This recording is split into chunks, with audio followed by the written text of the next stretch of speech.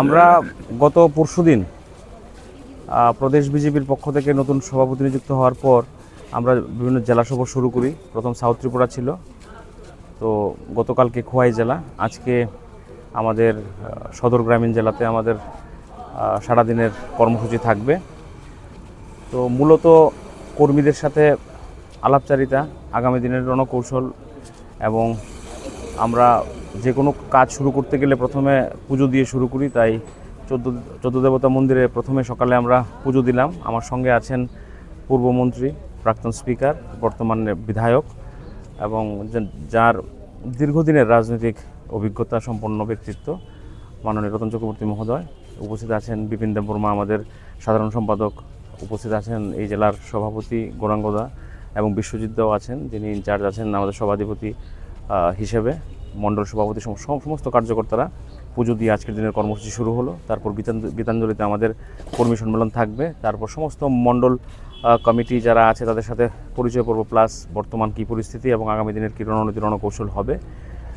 যারা পুরনো কার্যকর্তা এবং বরিষ্ঠ ব্যক্তিত্ব আছে তাদের সঙ্গে আলাপচারিতা হবে। আইটি, সোশ্যাল মিডিয়া নিয়ে আলোচনা, সাংগঠনিক সমস্ত বিষয় নিয়ে একটা পর্যালোচনা।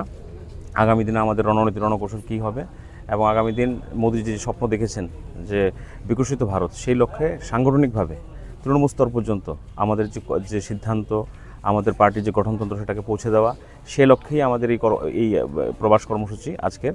তো আমি ধন্যবাদ জানাবো এখানকার সমস্ত দলীয় কার্যকর্তাদের বিশাল সংখ্যায় উপস্থিত হয়ে আমরা প্রথম কার্যক্রম আমরা সারলাম। তারপর পরবর্তী কার্যক্রম থেকে আমরা এইমাত্র রওনা হব। মার নামে বৃক্ষরোপণ করলেন, কি বলবেন?